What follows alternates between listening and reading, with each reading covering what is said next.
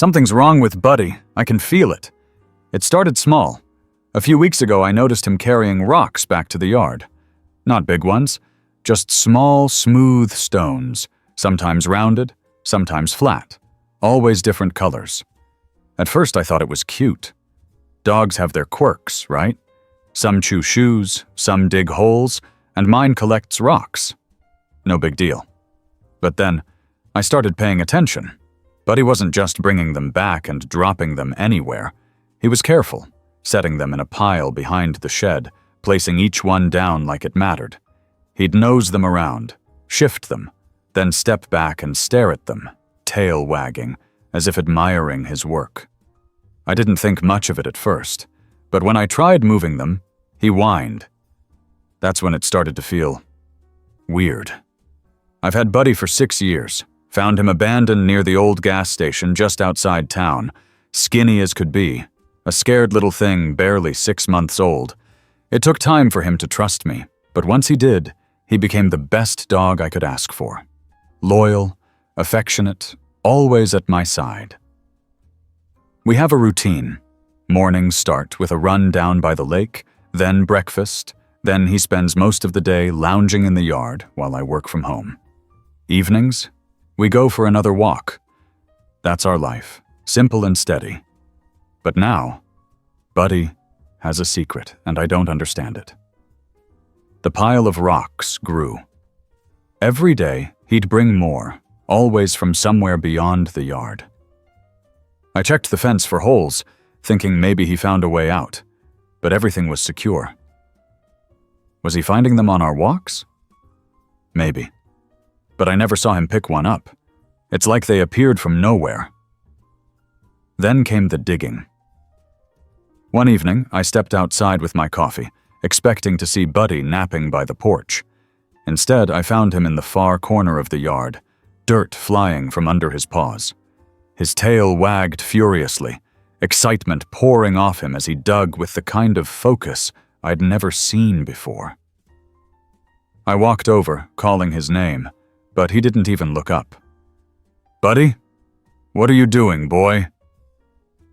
He stopped suddenly, panting, then stepped back, staring down at the hole. My stomach twisted. It was deeper than I expected, nearly 2 feet already. I glanced at the pile of rocks nearby, then back at the hole. A chill crept up my spine. I don't know why I hesitated before stepping forward, but something about the way Buddy stood, waiting, watching, made me pause. He wasn't scared. He wasn't anxious. He was excited. I crouched down and reached into the hole, brushing away some of the loose dirt. My fingers hit something hard. Not a rock. Something smooth and cold. I swallowed and dug a little more, my heart pounding against my ribs. A shape started to form. It was a box. A rusted metal box, long buried under the earth. My breath caught. It didn't belong to me. This house had been in my family for years, passed down from my grandfather to my father, and then to me. If it had been here all this time, why had no one found it before? More importantly, how had Buddy known where to dig? I reached for it, but before my fingers could wrap around the edge, Buddy barked, a sharp, urgent sound that made me freeze. I looked up at him. He wasn't wagging his tail anymore. His ears were up, his eyes locked on me. A warning? I hesitated, my heart hammering, then slowly pulled the box free. The metal groaned in protest, flakes of rust falling away. It was heavier than I expected, thick with age, the kind of thing that looked like it belonged in an old attic, not buried in my backyard. I ran my hands over the top, searching for a latch. There, a small rusted hinge on one side. I dug my fingers in and pulled. The lid didn't budge.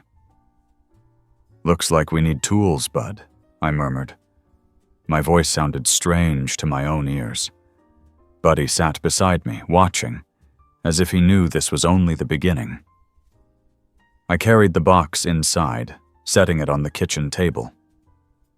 Buddy trotted in behind me, sitting at my feet as I grabbed a screwdriver. The rusted latch took effort, but finally, with a sharp snap, it gave way. I took a breath and opened the lid. Inside, wrapped in layers of decayed fabric, was a bundle of papers, yellowed with age. My hands trembled as I lifted the first one. It was handwritten, the ink faded, but still legible. The first word made my breath catch. "Help." I swallowed hard and read on. It was a letter. Short. Desperate. "If you've found this, please help me. My name is—" I stopped. The ink had bled here, smudged beyond recognition. I read the rest of the letter, heart pounding. "I don't have much time. They're coming. I buried this so someone, someday, might know the truth. If you're reading this, I pray it's not too late." The page ended abruptly. There were more papers beneath it, and my hands shook as I lifted them. More writing. More desperation. And then, something else. Something that made my blood run cold. A photograph. A young woman, smiling softly at the camera. The edges of the photo were worn, creased as if it had been folded and unfolded 100 times. I turned it over. There was a date written on the back. 1962. I stared at it, my mind racing. Who was she? Why was this buried here? What had she been afraid of? A soft whine made me look down. Buddy was staring at the box, his ears flat against his head. He knew something I didn't, and I was going to find out what. The moment I put the photograph down, Buddy nudged my leg, his cold nose pressing into my skin. He whined again, his eyes darting between me and the open box. He wasn't just curious, he was uneasy. I ran my hand over his head, reassuring him as much as I was trying to reassure myself. I needed to know more. I spread the papers out carefully, smoothing them over the kitchen table. The handwriting on some pages was jagged, hurried, the words running together as if written in fear. Others were neat and deliberate, like letters someone had planned carefully. My eyes locked onto a page near the bottom of the pile, the ink bolder than the rest. They know I know. I hear them outside at night. If I disappear, tell someone. Tell anyone. The truth is here. The truth. But what truth? I scanned the other pages, trying to piece it together. There were mentions of a place, a town name I recognized. It was just a 30-minute drive from here, a place I had passed through dozens of times without a second thought. Was that where she had lived? Had she been hiding something there? I picked up the photograph again, flipping it over, my thumb running over the date. 1962. That was more than 60 years ago. If this woman had been in danger then, what did it have to do with Buddy? With me? And why had my dog, of all things, found this buried box? Buddy whined again, then trotted toward the back door. He scratched at it once before turning back to me, tail flicking. He wanted to go outside. I hesitated for a moment before following him out into the cool night air. The backyard was quiet, the stars shining overhead. Buddy trotted over to the hole he had dug, sniffing around it before sitting down beside it, looking up at me expectantly. "You knew this was here, didn't you?" I murmured, crouching beside him. He wagged his tail slightly but didn't move from his spot. I looked around, scanning the yard as if expecting something else to be buried beneath my feet. This house had been in my family for decades, since my grandfather built it with his own hands. He had always been a quiet man, keeping to himself, even when neighbors would try to chat. My dad used to say he carried secrets he never wanted to share. Was this one of them? I needed answers. I took the letters and the photograph inside, setting them carefully back into the box. I needed to find out who this woman was and what she had been so afraid of. If this was a message left behind for someone to uncover, then maybe, just maybe, I was supposed to be the one to finish the story she never got to tell. The next morning, I woke up early, my mind still tangled with questions. Buddy, as usual, was already awake, sitting by the back door, staring outside like he was waiting for something. I grabbed a cup of coffee and sat at the table, rereading the letters, trying to piece together the story buried in my backyard. There was a name in one of the letters, Eleanor. It was the only clue I had to the woman in the photograph. There was no last name, no address, nothing else to go off of except the name of the nearby town she had mentioned. It wasn't much, but it was something. By midday, I had made up my mind. I grabbed the photograph and one of the letters and got in my truck. Buddy whined as I walked toward the door, his tail thumping against the floor. "I'll be back, Bud," I promised. "I just need to check something." The drive to the town was shorter than I expected. The streets were quiet, lined with old brick buildings and a few mom-and-pop shops. It was the kind of place where everyone probably knew everyone else, the kind of town that hadn't changed much in decades. I pulled into the parking lot of the local library, figuring it was as good a place as any to start. Inside, the air smelled of old books and paper, and a few people sat scattered at tables, noses buried in newspapers. An older woman sat behind the front desk, her reading glasses perched low on her nose. "Afternoon," I said, approaching the desk. "I was wondering if you could help me with something. I'm looking for information on someone who may have lived in this town back in the 60s. The woman looked up, her eyes scanning my face for a moment before she nodded. "Depends on what kind of information you're looking for. We have old town records and newspapers in the back." I hesitated before pulling out the photograph, placing it gently on the desk. "Her name was Eleanor. I don't have a last name, but she might have lived here. Do you recognize her?"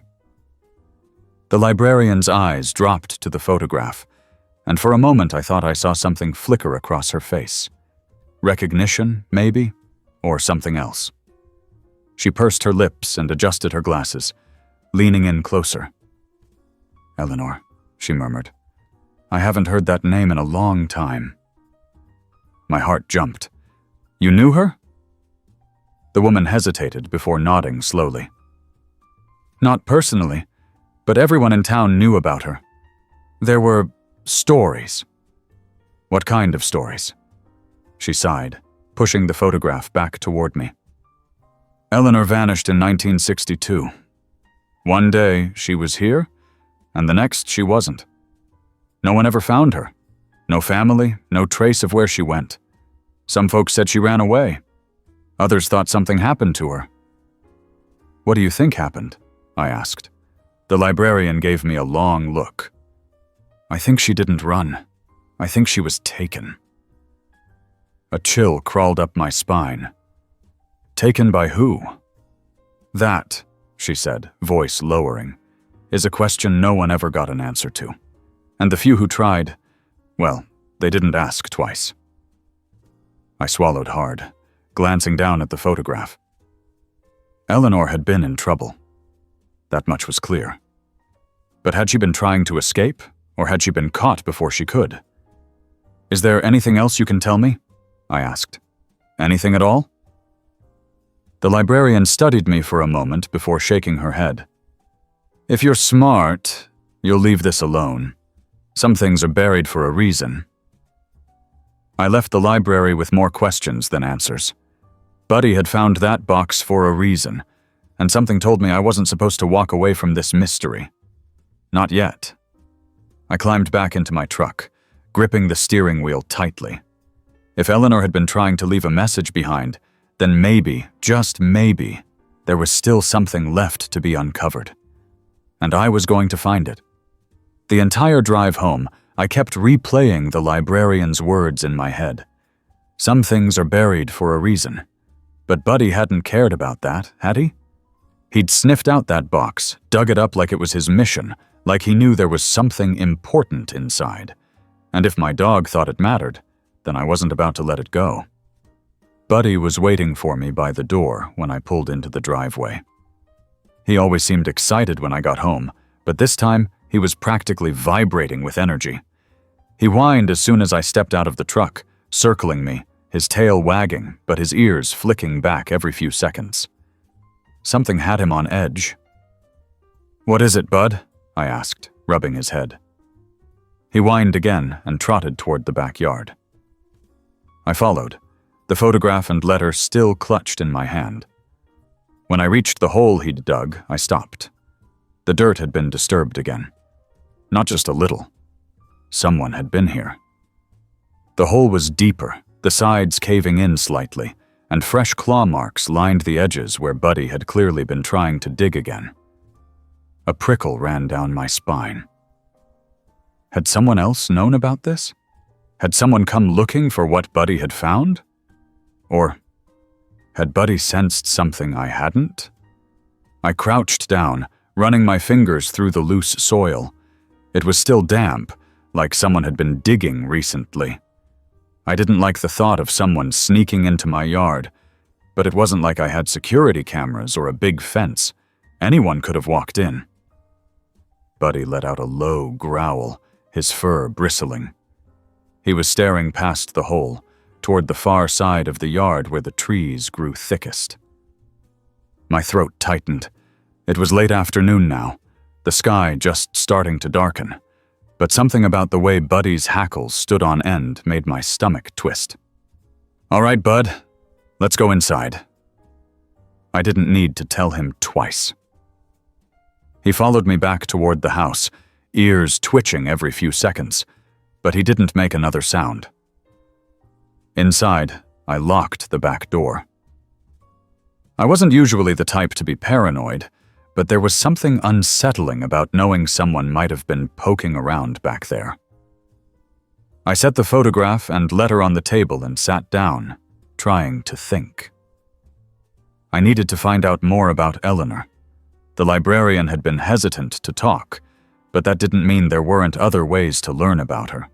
Old newspapers, town records, maybe even talking to people who had lived there long enough to remember her. Someone had to know more. I pulled out my laptop and started searching. At first, there wasn't much. A few old mentions of missing persons cases from the 60s, but nothing with Eleanor's name attached to it.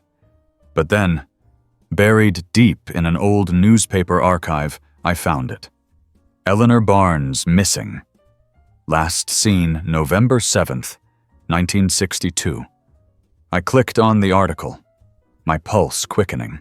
Eleanor Barnes, a 22-year-old resident of Pine Hollow, was last seen near her family's home on the evening of November 7th, 1962. Friends and family describe her as quiet but kind, with no known enemies. Her disappearance remains a mystery, and local authorities have found no evidence of foul play. The case remains open, though leads have grown cold. There was no photograph attached to the article, but I knew. I knew it was her. I grabbed the photograph Buddy had uncovered and stared at it again, my fingers tightening around the edges. She had been 22. Young. Too young to disappear without a trace.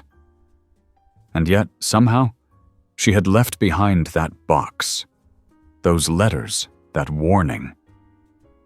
I glanced at Buddy. He was sitting by the table, watching me intently, his tail twitching slightly. "Looks like we have a name," I murmured. "Eleanor Barnes." Buddy thumped his tail once, then got up and padded toward the back door again. He stared at it, then back at me. I frowned. "You want to go back out there?" He whined softly, then scratched at the door once. I hesitated. If someone really had been in my yard, the last thing I wanted was to go wandering around in the dark. But something about the way Buddy kept looking at me, like he knew something I didn't, made it impossible to ignore. I grabbed a flashlight and opened the door. Buddy bolted outside immediately, his nose to the ground as he sniffed around the disturbed dirt. He circled the hole once, then stopped. Ears pricked forward, tail completely still. The hairs on the back of my neck rose. I clicked on the flashlight and aimed it toward the trees. The beam cut through the shadows, illuminating nothing but branches and leaves. The wind rustled slightly, and I exhaled, shaking my head. "Come on, Bud," I said, patting my thigh. "Let's head in." Buddy didn't move. He stayed frozen, staring into the trees like he was waiting for something. I swallowed. "Buddy." He let out a low growl. I gripped the flashlight tighter, my stomach twisting. And then a branch snapped in the distance. I spun toward the sound, the flashlight trembling slightly in my grip. For a split second, I thought I saw something. Just the faintest flicker of movement between the trees. A shape, barely visible in the fading light. I didn't wait to find out what it was. "Buddy, now!" Buddy hesitated for half a second before finally turning and bounding toward the house. I followed, slamming the door shut behind us and locking it. My pulse was racing, my mind scrambling for answers. Had it been an animal? A person? My gut told me it wasn't something so simple. Buddy sat by the door, ears up, his entire body tense. He didn't move for several minutes, just sat there, listening.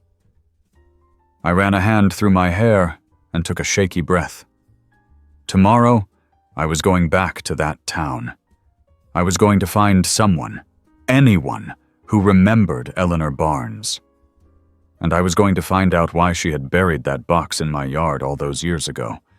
Because whatever was happening, whatever Buddy had uncovered, it wasn't over yet. By the time morning rolled around, I was already wide awake, sipping my second cup of coffee at the kitchen table.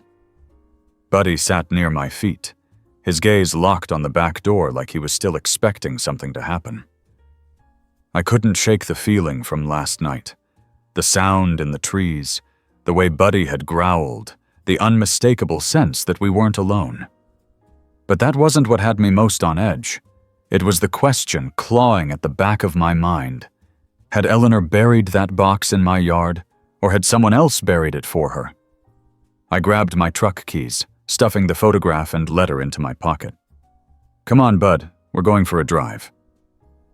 He trotted after me without hesitation, hopping into the passenger seat as soon as I opened the door.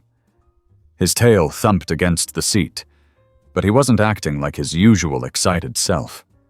He was alert, ears twitching, eyes scanning everything as I pulled out of the driveway and onto the main road. The drive back to Pine Hollow felt different this time. Yesterday, I had been curious. Now I was determined. Eleanor Barnes had been missing for over 60 years. Her case had gone cold. But that box hadn't disappeared with her. It had been waiting. And somehow, Buddy had known exactly where to find it. I wasn't about to let that go. I pulled up outside a small diner on the town's main street, figuring it was as good a place as any to ask around. It was the kind of place that hadn't changed in decades. Faded red booths, a counter lined with chrome stools, and a waitress pouring coffee for an older man who looked like he'd been sitting in the same spot every morning for the past 30 years. I took a seat at the counter, Buddy sitting obediently by my feet. The waitress, a woman in her late 50s with graying blonde hair, gave me a polite smile as she wiped her hands on her apron. "Morning. What can I get you?" "Just coffee, thanks."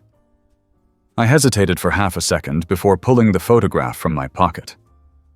Actually, I was hoping you might be able to help me with something. She glanced at the picture as she poured my coffee, and for a split second, her hand wavered. It was barely noticeable, but I caught it. "Where'd you get this?" she asked, setting the pot down. "A friend," I said carefully. "I heard she lived around here a long time ago. Eleanor Barnes." The waitress's lips pressed into a thin line. "Lived, yeah, but not for long. She disappeared." "I know. I was hoping someone might remember her." The older man at the counter let out a low chuckle, shaking his head. "Ain't nobody wants to talk about Eleanor Barnes, son." I turned toward him. "Why not?"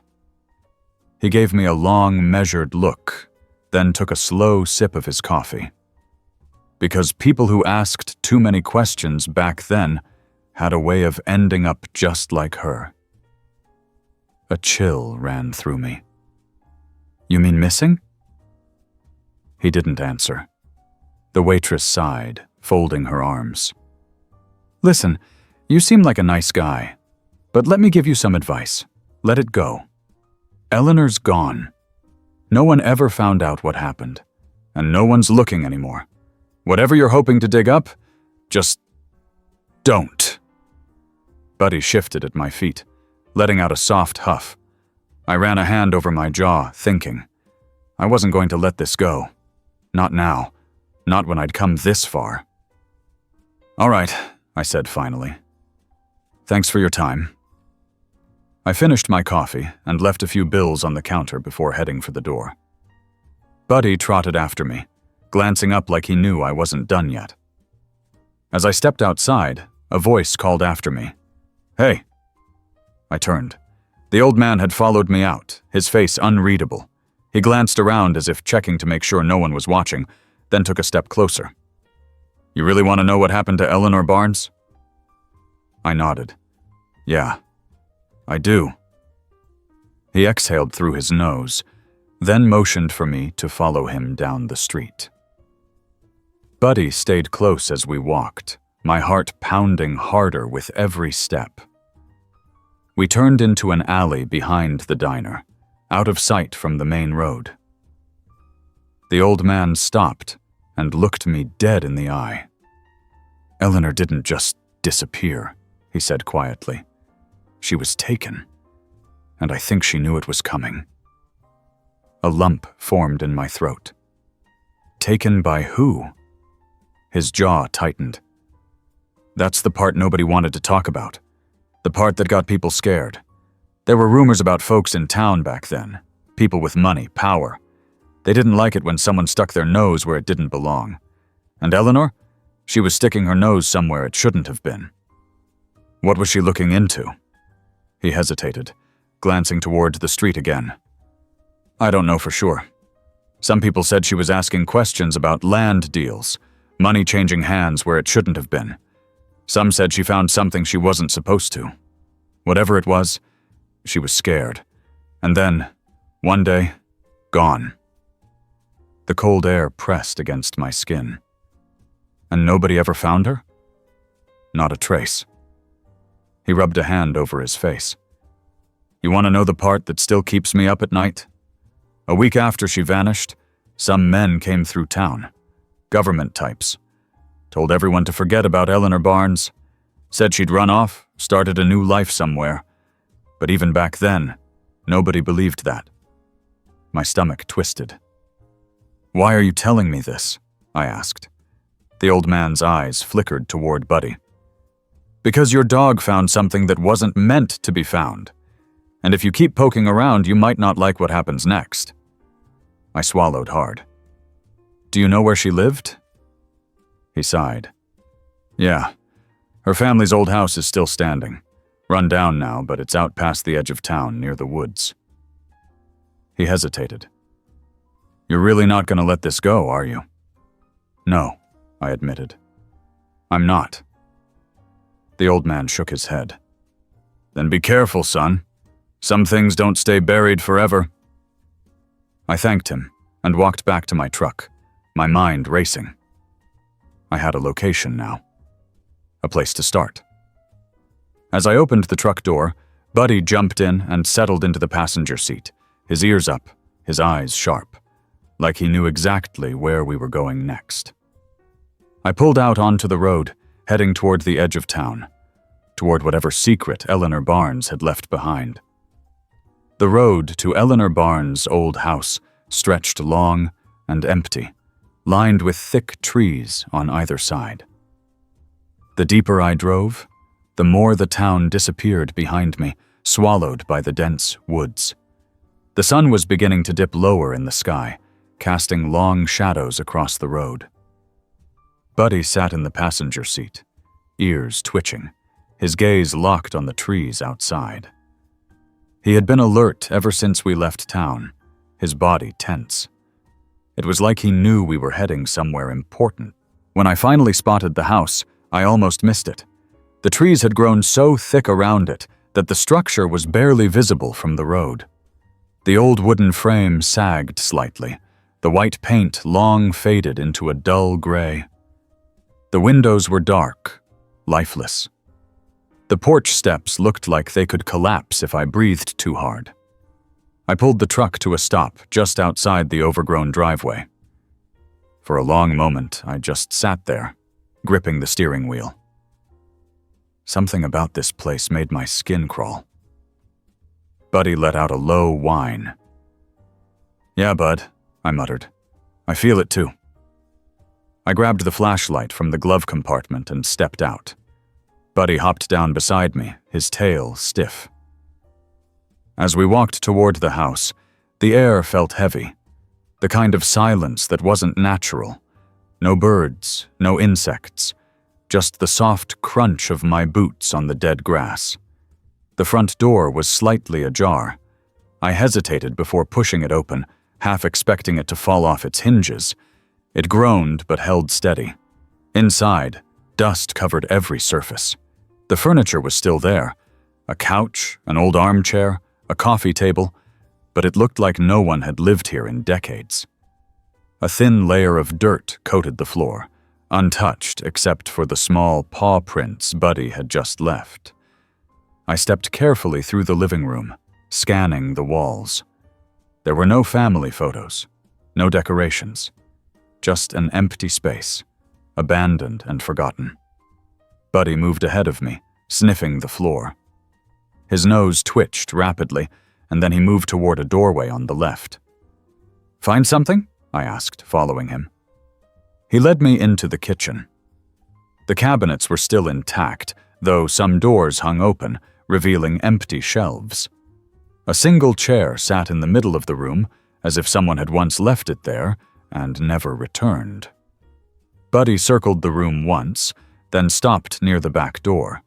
He sniffed the floor again, whined, then turned to me expectantly.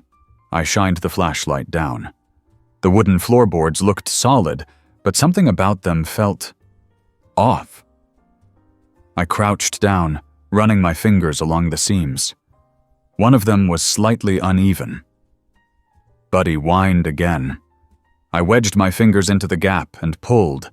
The board lifted with a creak, revealing a narrow compartment underneath. My pulse pounded as I aimed the flashlight inside. A small wooden box sat in the space, covered in dust, just like the one Buddy had found in my yard. I swallowed hard and reached for it. The wood was cold and rough against my fingers. I lifted it out slowly, setting it on the floor in front of me. Buddy sat beside me, tail thumping once against the floor, like he knew we'd found something important. I took a deep breath and opened the lid. Inside there were papers, yellowed with age, and a small leather notebook. I picked up the first page, unfolding it carefully. The handwriting was familiar. It was Eleanor's. "If you find this, then you are already in danger. They will come for you, just like they came for me, but you must know the truth." My heart pounded. I grabbed the next page. "I know what they did. I know what they covered up. And I know they won't let me leave. If I disappear, remember this. The land holds the secret." The land. What did she mean? I flipped through the notebook, scanning the pages. Most of it was frantic notes, dates, names, scribbled sentences that didn't fully make sense. Then, on the last page, 3 words were scrawled in bold, dark ink. Not an accident. A cold chill crept over me. Not an accident, I whispered. Buddy let out a low growl. I looked up. The air in the room had shifted, a new tension settling over us. My instincts screamed that we weren't alone. I stuffed the papers and notebook into my jacket and grabbed the box. "Come on, Bud. We're leaving." I stood and turned toward the front door and froze. The door was no longer open. It had been open when I came in. I was sure of it. Buddy's growl deepened, his body low to the ground. His gaze locked onto the shadow just beyond the window, barely visible through the grime-streaked glass. Someone was outside. I reached slowly into my pocket, my fingers tightening around my truck keys. My heart pounded as I took a step toward the door. Buddy moved beside me, his muscles tense, ready. I gripped the doorknob and yanked it open. The cold air rushed in. But no one was there. I scanned the yard, my breath visible in the chilly evening air. The truck was still where I left it. The trees stood still, their branches unmoving in the breeze. But I knew what I saw. Someone had been watching. I didn't waste any more time. I shut the door behind me and strode quickly toward the truck, Buddy close on my heels. I threw open the door and he jumped in first.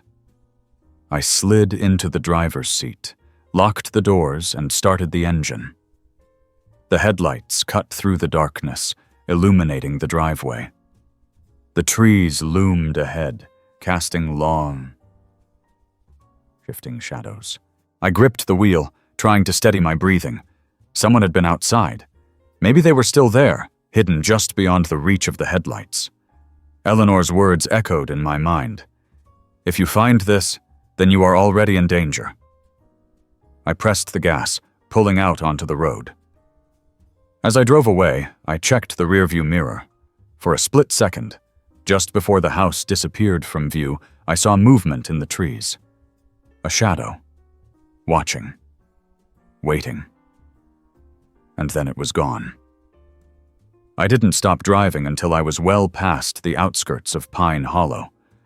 My grip on the steering wheel was tight, knuckles aching, heart still hammering in my chest. Buddy sat beside me, his ears twitching, his body tense. He knew. He had known from the start that we weren't alone back there. Whoever had been outside Eleanor Barnes's house was still watching, and now they knew I had her notebook. I needed to think. I needed a plan. But most of all, I needed to know what Eleanor meant when she wrote, "The land holds the secret." I pulled into a gas station on the highway, parking in the corner where I had a clear view of the road. The neon lights flickered, casting long shadows over the lot. I took the notebook from my jacket, flipping through the pages again. The scribbles, the frantic writing, it all pointed to something bigger than just a missing person case. Eleanor had been uncovering something dangerous. Buddy let out a low whine, nudging my arm. I scratched his head absent-mindedly, scanning one of the pages filled with dates and numbers. My gut told me these weren't random notes. They were records of something. Land sales, maybe? Property deals? I reached for my phone and searched for land records in Pine Hollow. The results were scattered, most of them locked behind paywalls or buried in legal documents. But then I saw it.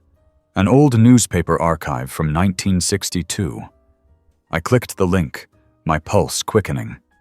The article was short, almost like a passing mention. Local property dispute leads to unresolved legal battle. Eleanor Barnes, daughter of the late William Barnes, raised concerns over the sale of family-owned land near Hollow Creek. Claims of fraudulent contracts remain unproven. Hollow Creek. I had driven past that area earlier. It was about 10 miles outside of town, mostly forested land. If Eleanor had been fighting to keep it, there had to be a reason. I exhaled, rubbing my temples. "All right, bud," I muttered. "Looks like we've got one more stop." The road to Hollow Creek was dark, the trees pressing in on both sides. The deeper I drove, the more isolated it felt. The headlights barely cut through the shadows, and every so often I'd catch Buddy glancing out the window like he was waiting for something to appear. When I finally reached the area, I pulled off onto a narrow dirt road. The place was deserted, overgrown with weeds and brush. According to the old records, this land had been owned by the Barnes family for years, but now it belonged to someone else. I stepped out of the truck, flashlight in hand. Buddy jumped down beside me, sniffing the ground. The air was thick, heavy, like a storm was coming. I walked forward slowly, scanning the area.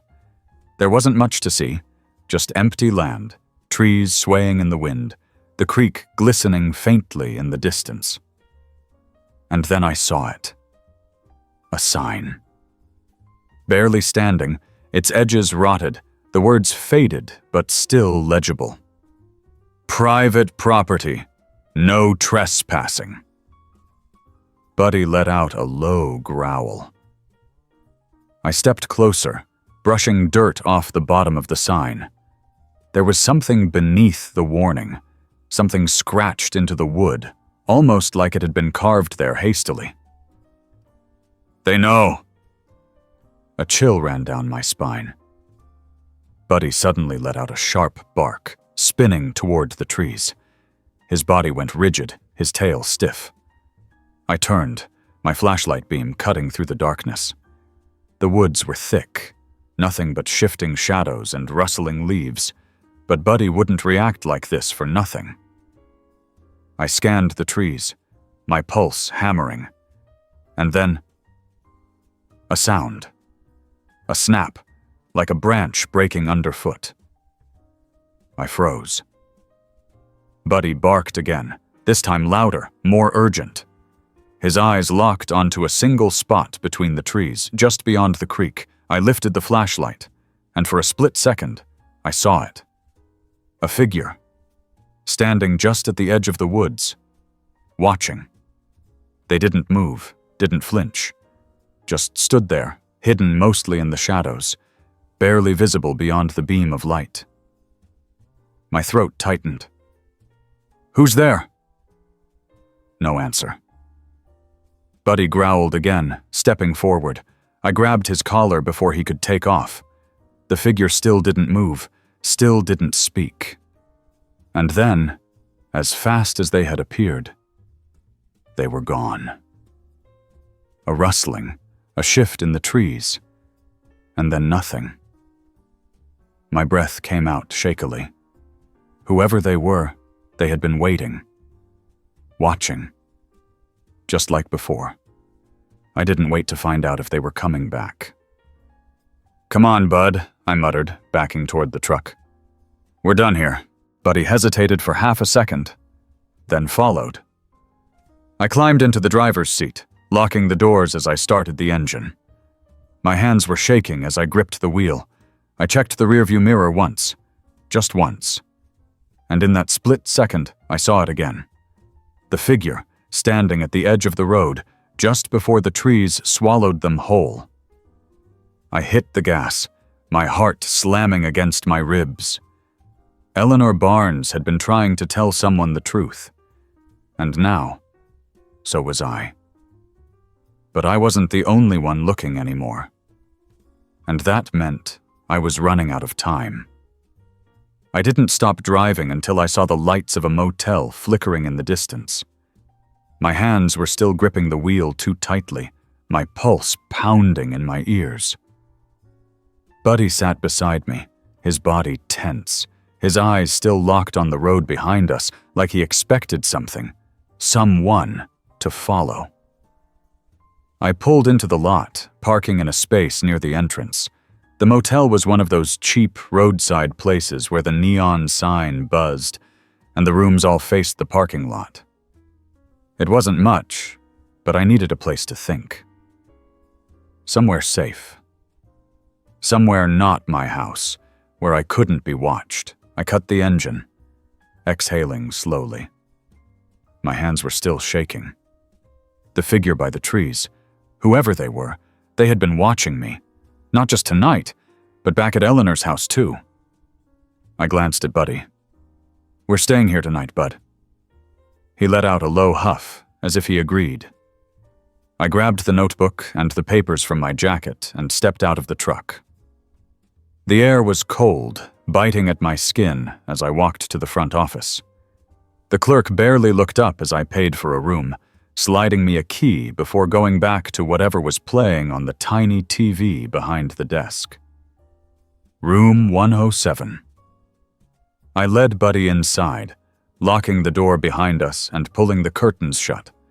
The room was small, just a bed, a dresser, and a TV bolted to the wall. But it was enough. For now. I dropped onto the bed, running a hand over my face. My body still hadn't caught up with everything that had happened. The box, the letters, Eleanor's warning, the figure in the trees. I pulled out the notebook again, flipping through the pages, looking for something, anything I had missed. The words swam in front of my eyes, scrawled in frantic handwriting, some of them barely legible. The land holds the secret. They know. Not an accident. Buddy let out a soft whine, resting his head on my leg. I scratched behind his ears absent-mindedly, my mind racing. Eleanor had been trying to tell someone the truth. But about what? The land? The sale? Whatever she had found, it had been enough to get her killed. I flipped to the back of the notebook. There, on the last page, was something I hadn't noticed before. A name. Harrison and Comey Land Development. My stomach twisted. I grabbed my phone and did a quick search. The name still existed. Harrison and Comey was a real estate company, still in business, still buying up land. And according to an old article, they had been around for decades, since before Eleanor went missing. I clicked on another link. In 1962, Harrison and Comey had purchased a massive stretch of land just outside Pine Hollow, land that had once belonged to the Barnes family. I stared at the screen, my mind spinning. Eleanor had been fighting to keep that land, and then, suddenly, she disappeared. And now, 60 years later, her warning was still buried in my backyard. Someone had buried it there for a reason. Someone had wanted it to be found. I exhaled, closing my eyes for a moment.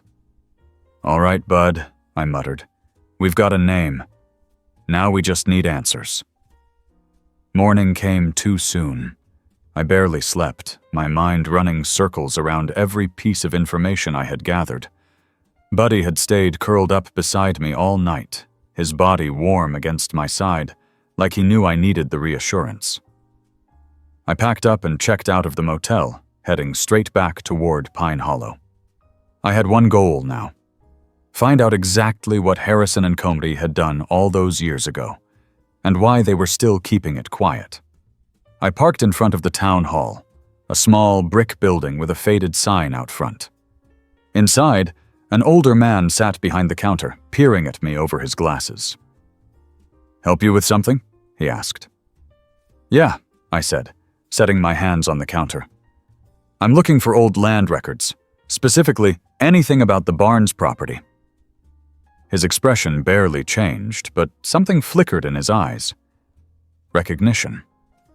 "That's a name I haven't heard in a while," he said slowly. "What's your interest in it?" "Just doing some research." He studied me for a long moment, then nodded. Records are in the back. Follow me. I glanced at Buddy. Stay here, Bud. Buddy whined, but sat by the door as I followed the man down a narrow hallway into a records room. Shelves lined the walls, filled with old folders and boxes. The man walked over to a cabinet, flipping through files before pulling one out. This is what we have on the Barnes property, he said, setting it on the table. But I'll warn you, most of the old files are gone. Gone? Disappeared, he said, meeting my gaze. Around the same time Eleanor Barnes did. A chill ran down my spine. I flipped open the file, scanning the pages. Most of it was basic legal paperwork, deeds, ownership transfers.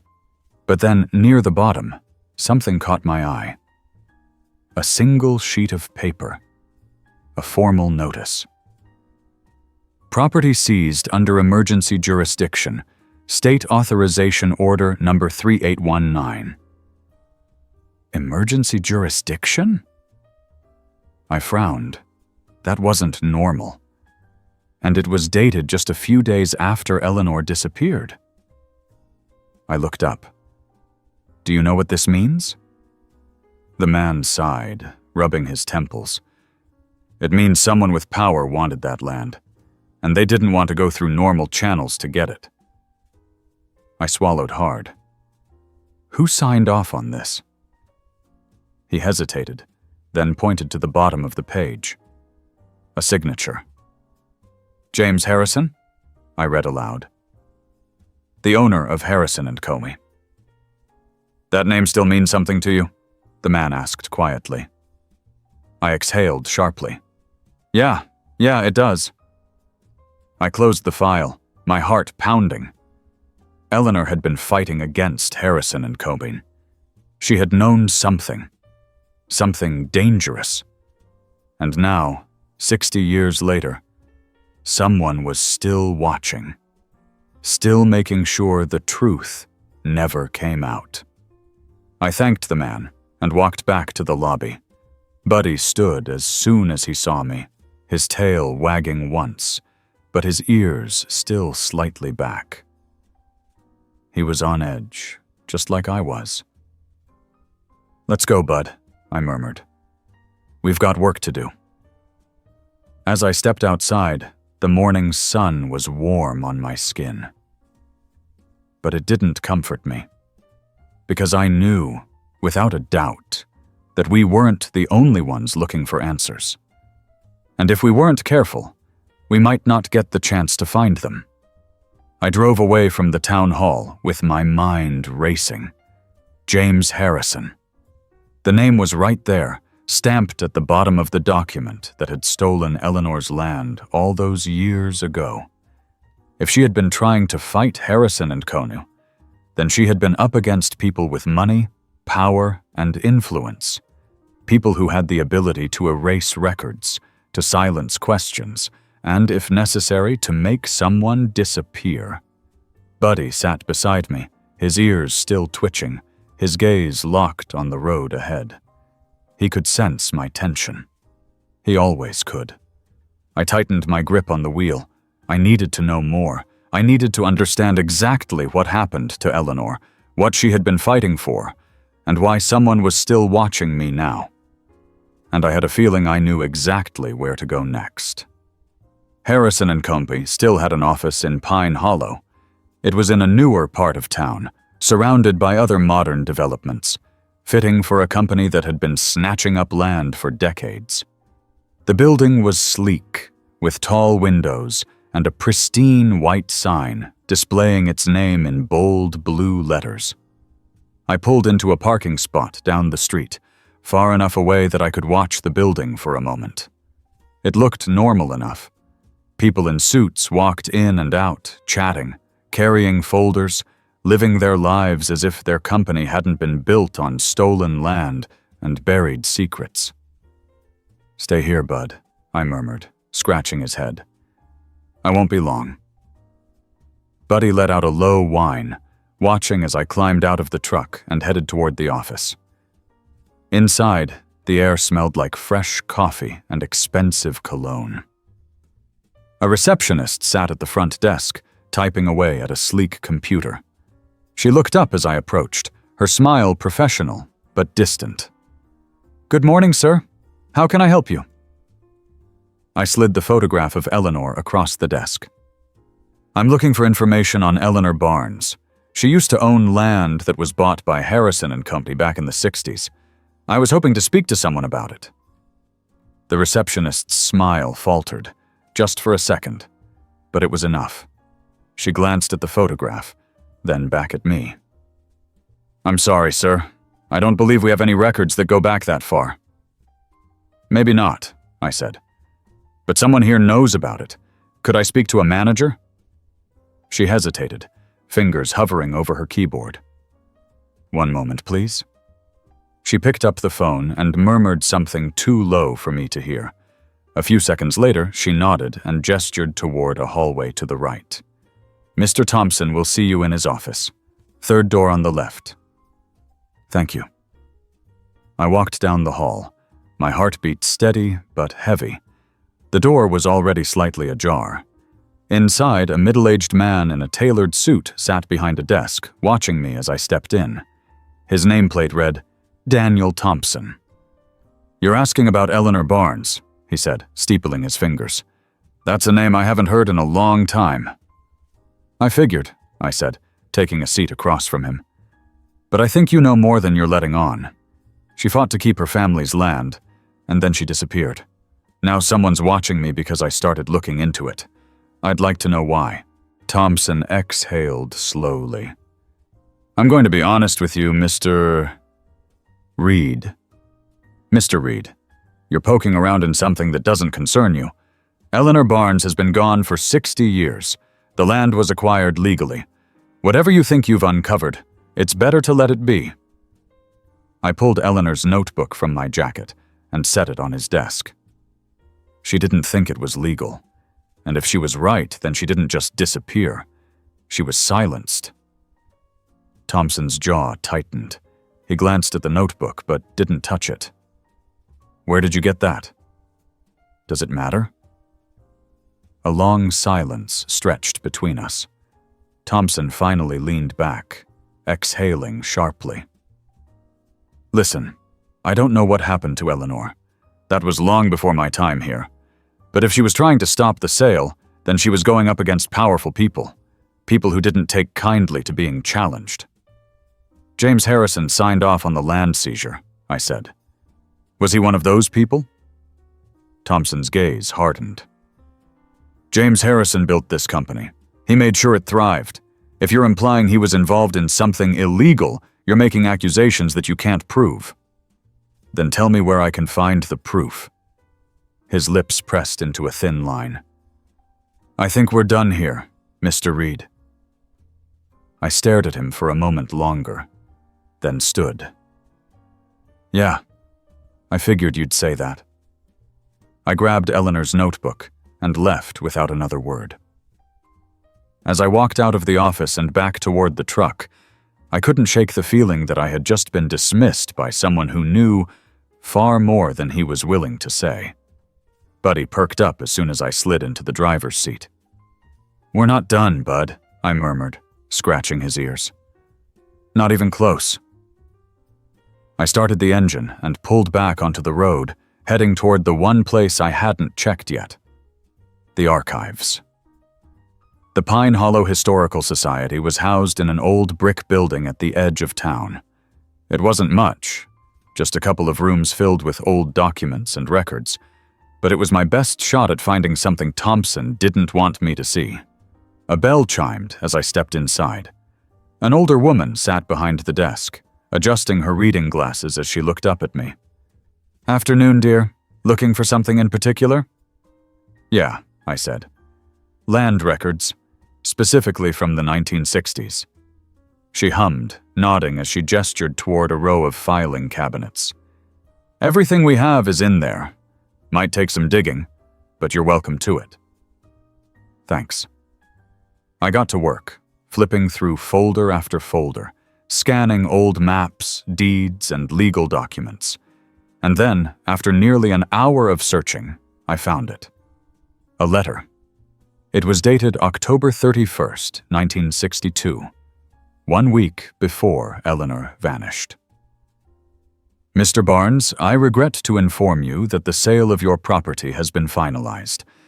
Any attempts to contest this decision will be met with legal consequences. For your own safety, I advise you to step away from this matter. James Harrison. My stomach twisted.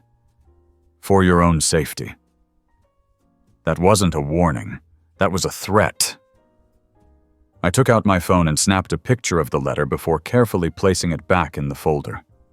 As I turned to leave, the woman at the front desk gave me a curious look. Find what you were looking for? I think so, I said, but I've got a feeling there's still more to uncover. She nodded knowingly. Careful with old ghosts, dear. Some folks don't like it when they get stirred up. I forced a small smile. Yeah, I'm starting to realize that.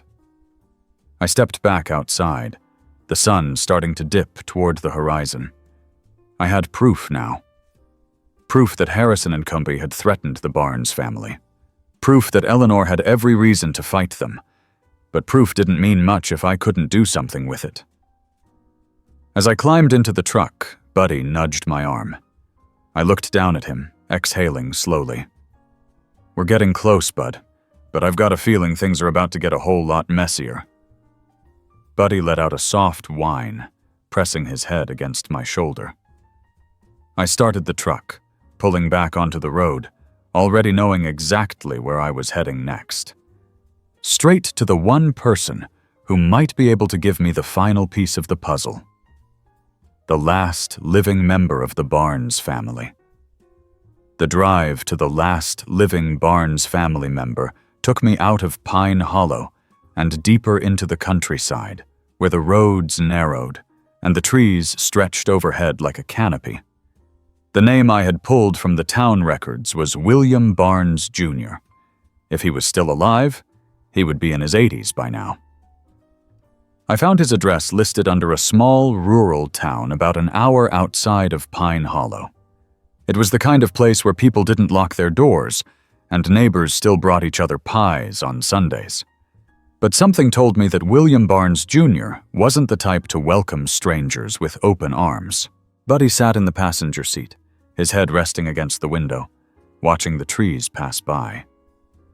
He hadn't relaxed since we left town, his ears flicking at every sound. I couldn't shake the feeling that we were being followed. I had checked the rearview mirror more times than I could count, and while I hadn't seen any obvious cars tailing me, there was still a gnawing sensation in my gut that told me someone was keeping tabs on me. As I turned down the gravel driveway leading to Barnes's home, I spotted the house, an old, weathered cabin set against a backdrop of thick forest. The paint was peeling, and the porch sagged, but it was still standing. There was an old truck parked out front, rust creeping along its edges. I parked my own truck a few yards away and cut the engine. Buddy let out a soft whine, watching me as I unbuckled my seatbelt. Stay here, Bud. I just need to talk to him. He let out a huff, but didn't move. I stepped out onto the gravel, my boots crunching against the loose stones. The house was silent. No movement inside, no signs of life except for the faint wisp of smoke curling out of the chimney. Someone was home. I approached the front door and knocked. Silence. I knocked again, louder this time. More silence. Just as I was about to knock a third time, the sound of a bolt sliding back made me freeze. The door creaked open an inch, and a single, sharp blue eye peered out at me. What do you want?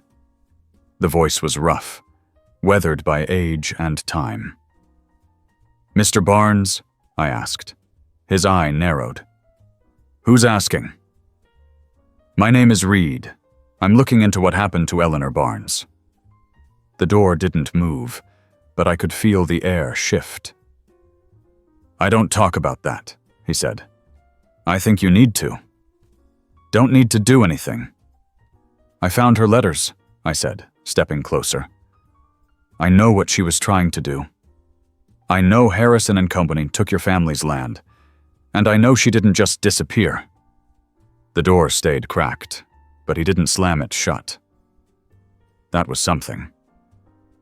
I ain't got nothing to say to you, he muttered, but there was hesitation in his voice. I'm not a reporter, I said. I just want to know the truth. He let out a long sigh, and then, after a moment, the door creaked open wider. 5 minutes, he grumbled. Then you leave. I stepped inside, the smell of old wood and burning logs filling my nose. The cabin was small, but it felt sturdy, built to last. A fire crackled in the fireplace, casting flickering shadows across the walls. There were no family photos, no decorations, just a few books stacked haphazardly on a table and an old rifle leaning against the wall. Barnes shuffled to a chair and lowered himself into it with a groan. Up close, I could see the deep lines on his face, the years of hard living etched into his skin. His hands were rough, calloused. He had the look of a man who had spent most of his life working with them. What do you want to know? He asked, his voice gruff. I took a seat across from him. What really happened to Eleanor? He stared at the fire for a long moment, the orange glow reflecting in his tired eyes. They took her, he said finally. Plain and simple. Harrison and Cup? Not just them, he muttered. People with power. People who made sure nobody asked too many questions. Why? He let out a bitter laugh. Because she found something she wasn't supposed to. What did she find? Barnes rubbed a hand over his face. You ever wonder why that land was so important? Why they wanted it so bad? I nodded. Yeah, that's what I've been trying to figure out. There was something buried there, he said. Something that wasn't supposed to be found. I frowned. Buried? What do you mean? Barnes leaned forward, his voice dropping lower. Eleanor found records, old documents, maps, showed something had been buried on that land long before my family ever owned it. Something the government didn't want anyone digging up. My heart pounded. What was it? He shook his head. I don't know. She never got the chance to tell me, but whatever it was important enough to get her killed. A heavy silence filled the cabin. I tried to process what he was saying. If Eleanor had found proof of something hidden on that land, and if the government had stepped in to take it, then this wasn't just about a stolen property dispute. It was something much bigger. I pulled out Eleanor's notebook, flipping to the page where she had written, "The land holds the secret." I slid it across the table. Does this mean anything to you? Barnes stared at the words, his jaw tightening. She was right, he muttered. She knew. Knew what? He exhaled sharply. That whatever was buried there, they didn't want it uncovered. I swallowed hard. Do you think it's still there? Barnes looked up at me, his gaze sharp. If it was valuable enough to kill for, I doubt they left it behind. A chill ran down my spine. I had been searching for the truth about Eleanor Barnes. But now, I realized I had stumbled into something far bigger. I stood up. Thank you for your time, Mr. Barnes. He grunted. If you're smart, you'll let this go. I nodded, but we both knew I wasn't going to. As I stepped outside, Buddy was waiting for me by the truck, his tail wagging slightly. I scratched his head, my mind racing. We were close now. Closer than I ever thought we would be. But the closer we got, the more dangerous this became. And something told me that the people who had buried this secret weren't done watching me yet. I drove away from William Barnes Jr.'s cabin with 1,000 thoughts colliding in my mind. The land Eleanor had fought for wasn't just valuable. It was hiding something. Something that had been important enough to steal, to bury, to kill for. And if that was true, then I was standing in the middle of a decades-old cover-up that wasn't meant to be uncovered. Buddy sat beside me, ears perked up, watching me like he could feel the weight pressing down on my chest. He always knew when something was off. He'd known from the beginning that digging up that box wasn't just an accident. I checked the rearview mirror. The road behind me was empty, but I didn't trust that it would stay that way. Someone had been watching me, following my every move since I started looking into Eleanor's disappearance. They had been outside her old house. They had been at Hollow Creek. And now that I had spoken to William Barnes Jr., I had no doubt that they were going to be watching me even closer. I pulled into a small roadside diner, parking at the very edge of the lot where I could see the highway. The place was half empty, just a few truckers sitting at the counter and an older couple sipping coffee in a booth. I took a seat in the back, where I had a clear view of the entrance. A waitress walked over, pouring me a cup of coffee without asking. "What'll it be?" "Just the coffee for now," I said, giving her a nod. "Thanks." She didn't push, just tucked her notepad away and walked back toward the counter. I pulled out Eleanor's notebook again, flipping through the pages. I kept coming back to one phrase: "The land holds the secret." I had assumed she meant the land she had been fighting for, the land that Harrison and Cumbie had taken. But what if I had been looking at it wrong? What if she hadn't just been talking about the land itself, but what was underneath it?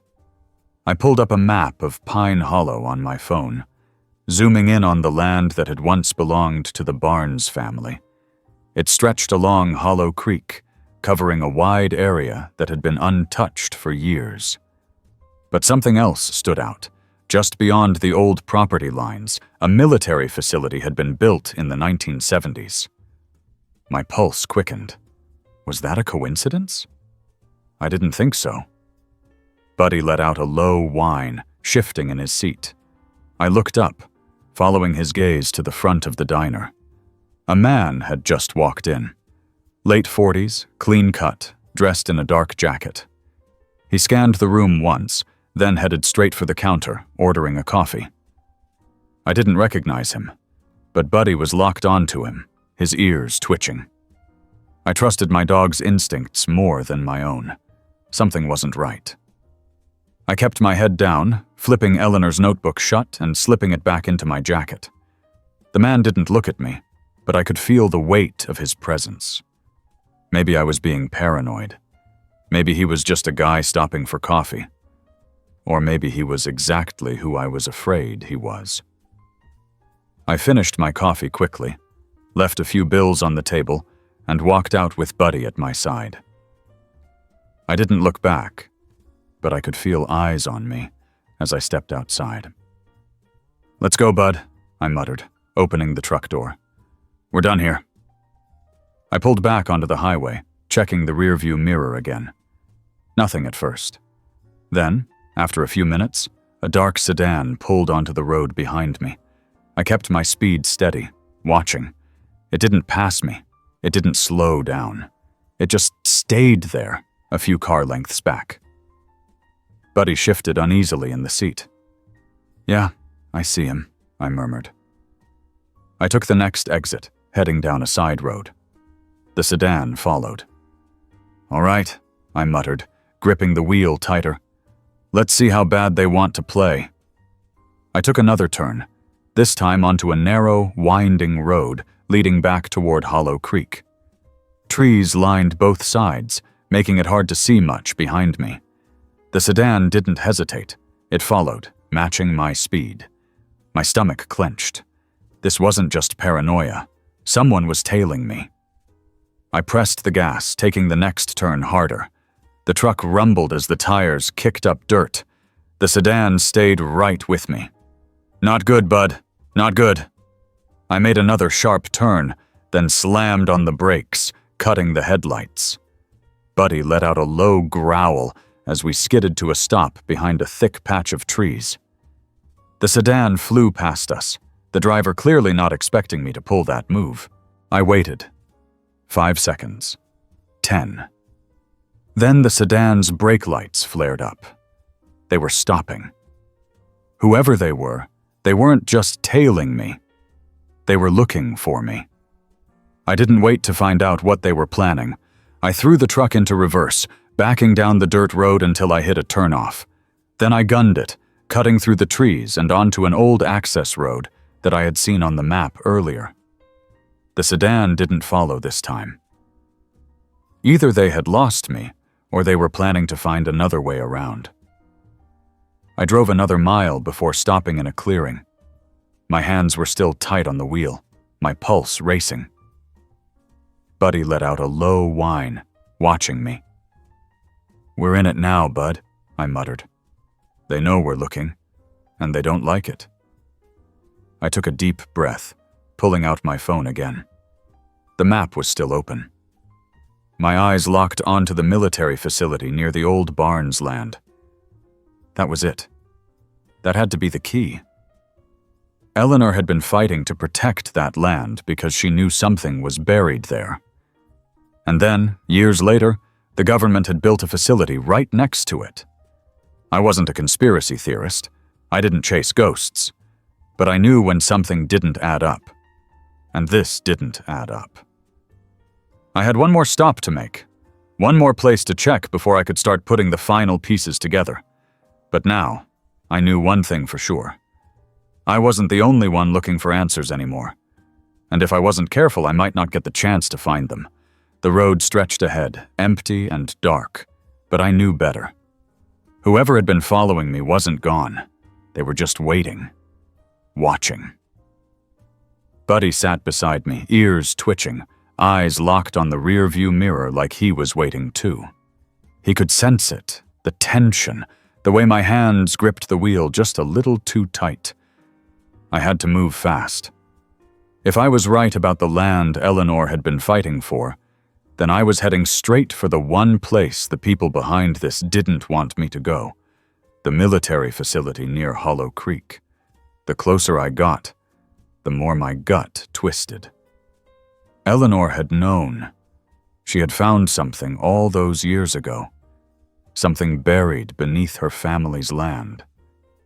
And Harrison and Company hadn't just stolen that land. They had buried her truth along with it. But if that were true, then why build a facility there years later? Unless whatever was hidden there still mattered. Unless it was still dangerous. I killed the headlights as I turned onto a dirt road just outside the perimeter of the facility. A tall chain-link fence lined the area, topped with barbed wire. No signs, no warning about trespassing, but I knew what this place was. Buddy whined softly. He was nervous. I was too. But I had come too far to stop now. I grabbed my flashlight and climbed out of the truck. The night was silent, thick with the kind of stillness that made my skin crawl. I kept low, moving along the fence, searching for an opening. Anything that might tell me why this place had been built on Eleanor's land. Then, I saw it. A break in the fence, the metal slightly bent near the bottom, just wide enough to slip through. I hesitated. This was a mistake. I knew it. But Eleanor hadn't run. She had fought. She had left behind a warning, buried in a place where I could find it. And now, I had to see it through. I took a deep breath and slipped through the gap, Buddy right behind me. The facility was quiet. No guards. No movement. Just a few dull lights humming against the walls of a concrete structure near the center of the compound. It didn't look like much from the outside, just another government building, forgotten and ignored. But looks were deceiving. I moved closer, heart pounding. There was an entrance, heavy metal doors, locked tight. But to the left, a smaller shed stood just beyond the main building. It was old, rusted, like it had been there longer than anything else. I tested the handle. unlocked. Buddy let out a soft growl as the door creaked open. Inside, the air was thick with dust, the smell of old metal and something else, something faintly rotten. A set of stairs led downward into the dark. My flashlight flickered as I stepped inside, my breath shallow. Then I saw them. Boxes. Rows of them, stacked haphazardly against the walls, labeled with numbers. No words. Government files. I reached for one, dust coating my fingers as I pried it open. Inside, yellowed papers, official-looking documents. And then, a photograph. Eleanor Barnes. I sucked in a breath. She looked different than the photo I had found in the box Buddy had dug up. This wasn't a smiling young woman. This was a grainy, black and white surveillance photo. She was looking over her shoulder, wide-eyed, fear written across her face. I rifled through the pages, reports, witness statements, classified stamps covering nearly every sheet.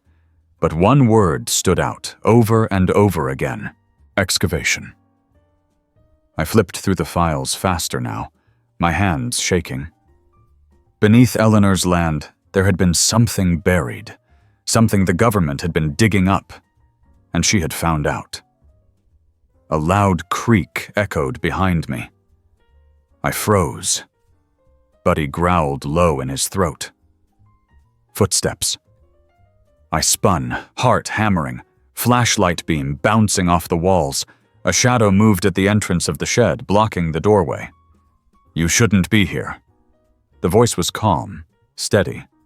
A man stepped into view, dressed in a dark suit, his features unreadable in the dim light. "What is this?" I demanded, holding up the file. "What were you digging for? Why was Eleanor killed?" The man didn't react. "That's not your concern." "The hell it isn't?" "Walk away," he said, his voice quiet but firm. "Whatever you think you've found, it won't change anything." I took a step back, gripping the file tighter. "Eleanor tried to expose the truth, and you silenced her. You stole her family's land because of whatever was buried there. And now you think you can just keep covering it up?" The man sighed. "You don't understand what you're dealing with." "Then tell me." He took a step closer. "If I tell you, do you think it will matter? If you leave here alive, you'll never find this place again. The records will be gone. The land will be leveled. And you? You'll be just another man who asked too many questions." Buddy's growl deepened, his body tense beside me. The man tilted his head slightly, eyes flicking to the dog. "He found the box, didn't he?" My blood ran cold. He knew. He had known all along. "You were never supposed to find it," the man continued. "That box was supposed to stay buried, just like Eleanor." I swallowed hard. But I did find it. And now I'm not walking away. He exhaled sharply, almost like he was disappointed. "Then I'm sorry." The lights flickered. A noise rumbled beneath the ground, deep and mechanical, like something was shifting. My gut twisted. "They're already erasing it," he said.